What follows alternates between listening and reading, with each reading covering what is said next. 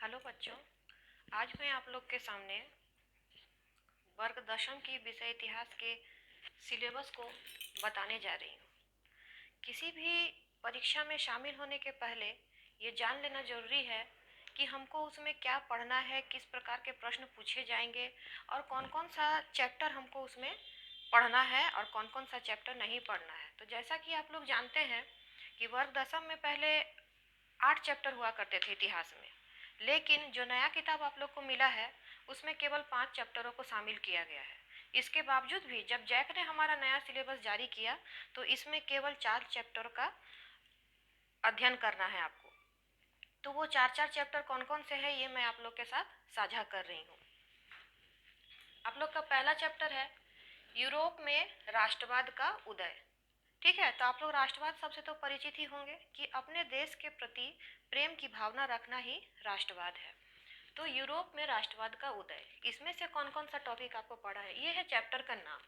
तो पहला चैप्टर हो गया फ्रांसीसी क्रांति और राष्ट्र का विचार। तो जैसा कि फ्रांसीसी क्रांति के बारे में यहाँ पढ़ना है, तो आप लोग वर्ग नवम में भी फ्रांसीसी क्रांति के बारे में पढ़ चुके हैं। तो इसमें पढ़ना क्या है, नेपोलियन के बारे में आप लोग सुना ही होगा।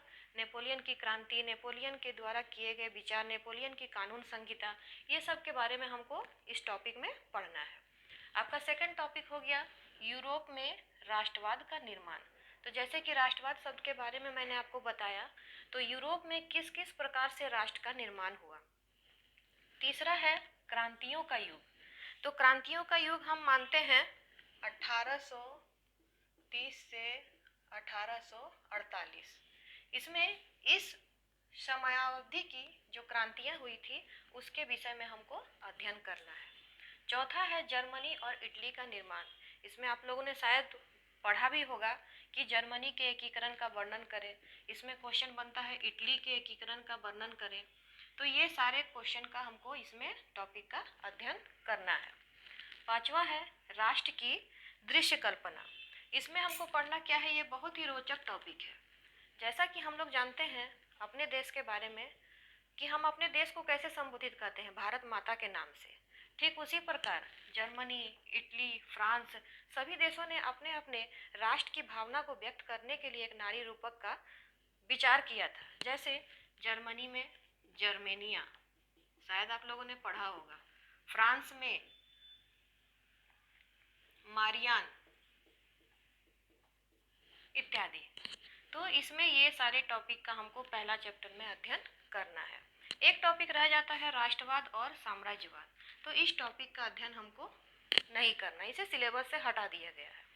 अब आते हैं दूसरा चैप्टर में, जो कि बहुत ही रोचक और इंटरेस्टिंग है, क्योंकि ये भारत में राष्ट्रवाद से संबंधित जानकारी हमें इस चैप्टर में मिलेगी। तो जब भी भारत की बात आती है तो हमें ऑटोमेटिक मन में एक मनोरंजन या रोचक का भाव पैदा होता है। तो इसमें कौन कौन सा पढ़ना है, तो इसमें पढ़ना है हमको विश्व युद्ध। ठीक है, महात्मा गांधी से संबंधित जितने भी आंदोलन उन्होंने चलाए थे उसके बारे में पढ़ना है। जैसे कि सत्याग्रह हो गया, सविनय अवज्ञा आंदोलन हो गया, भारत छोड़ो आंदोलन हो गया, असहयोग आंदोलन हो गया। तो ये सारे आंदोलन हमको भारत में राष्ट्रवाद के अंतर्गत अध्ययन करना है। तीसरा है भूमंडलीकृत विश्व का बनना। ठीक है, तो ये भूमंडलीकृत विश्व है क्या, ये सिर्फ अपने देश के बारे में नहीं है, ये पूरे विश्व के बारे में। देखिए इसमें छुपा हुआ है भूमंडलीकृत विश्व का बनना। तो एक देश का दूसरे देश के साथ तो जो जो व्यापार का संबंध होता है उसको कहते हैं भूमंडलीकृत विश्व, यानी कि व्यापार का आदान प्रदान एक देश से दूसरे देश का। तो ये 19वीं सदी में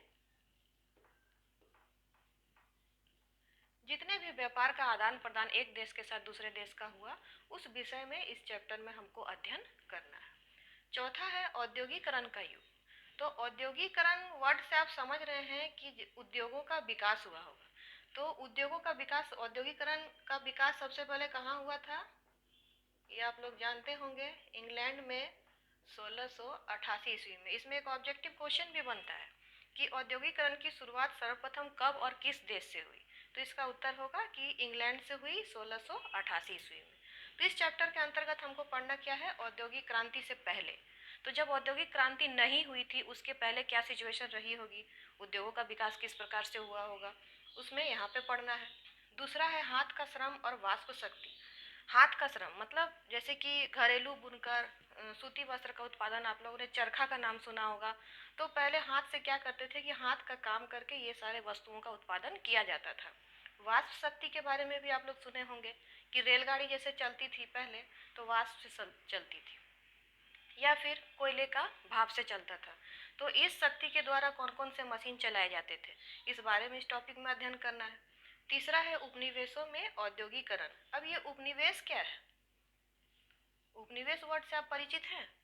उपनिवेश है कि जब कोई देश अपनी लाभ के लिए किसी दूसरे देश पर अपना कब्जा जमाए रखता है तो उसे उस देश का उपनिवेश कहते हैं। जैसे इसको समझने के लिए, जैसे अंग्रेजों ने भारत पर आक्रमण किया और भारत को अपने कब्जे में रखा, किस लिए? अपने फायदे के लिए, तो उसे कहते हैं उपनिवेश। तो उपनिवेशों में औद्योगिकरण, तो वैसे वैसे क्षेत्र जहाँ पे किसी दूसरे देश का कब्जा था, उन क्षेत्रों में उद्योगों का विकास किस प्रकार से हुआ, उस विषय में हमको जानना है उपनिवेशों के औद्योगिकरण में।